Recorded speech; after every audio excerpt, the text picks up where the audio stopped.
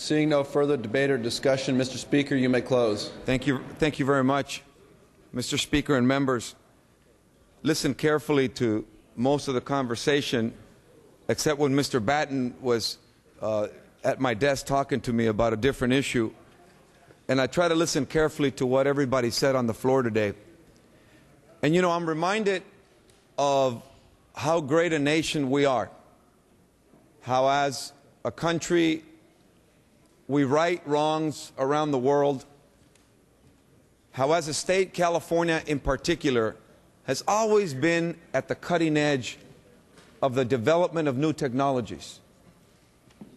President Bill Clinton once said that the Silicon Valley was not only the idea factory of the world, but it was the innovation factory of the world.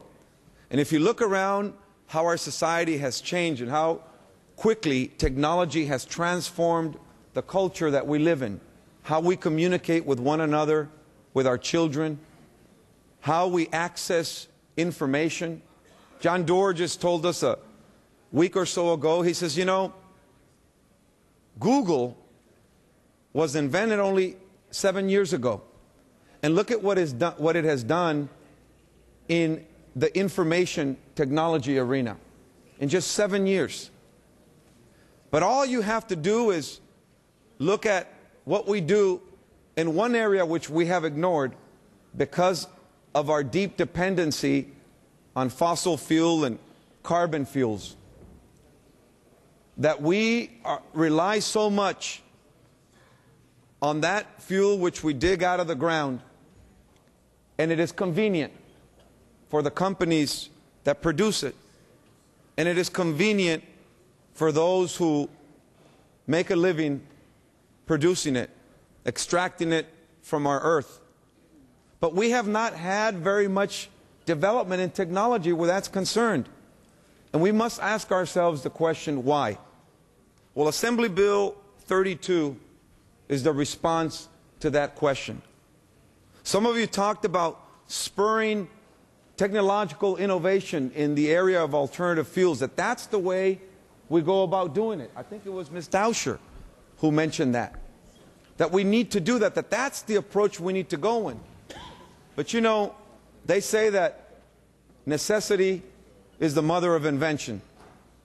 And if you don't create the demand in the market for the new technology, you're never going to get it.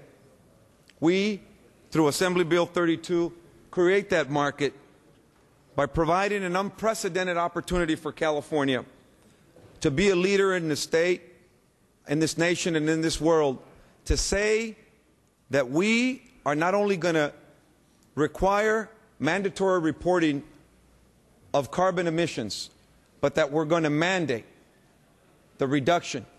A reduction that, incidentally, that 25% by the year 2020, we're already 50% of the way there. And yet California is the 12th largest emitter of greenhouse gases. Mr. Speaker, you only have 15 minutes of time remaining. Thank you, sir.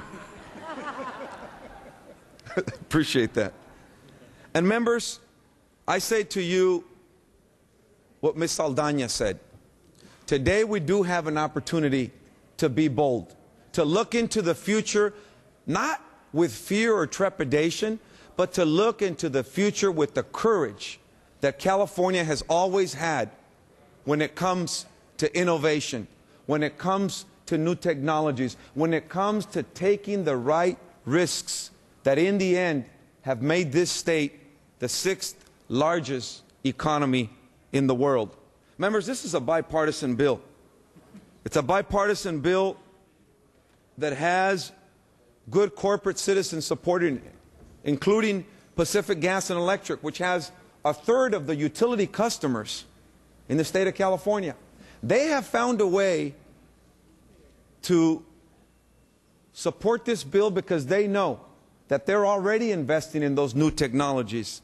They're already investing in those innovations that ultimately are going to put more equity in their pocket when this market mechanism kicks in and we develop a cap-and-trade system.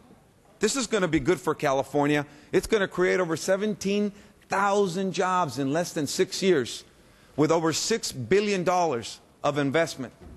And it's the right thing to do. Some of you question and think maybe it's funny that, well, is there such a thing as global warming? You don't have to look to the glaciers or to the melting snowpack, even here in California. Look to what happened just a month ago. How many people lost their lives because of the hot weather conditions? And some of you might want to say, well, let's not attribute that to global warming. I say think twice. We cannot afford not to do anything about this. We must be forward thinking. We must do the right thing, members. Let me just say in closing, on the question that was raised by several of my colleagues, I want to encourage them to vote for this bill. And I want to say to them, I apologize if there is language in this bill which you are interpreting in a different way. The intent of the fee is for program administration and costs only.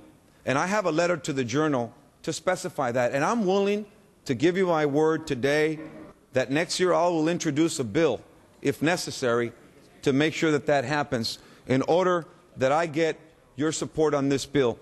Because this is an important bill, members. And if you believe in the cause, if you think that this is the right thing to do, we're about to embark on an historic expedition here in California to curb greenhouse gas emissions and be a leader in the world, something California can truly be proud of. Members, I ask for your aye vote.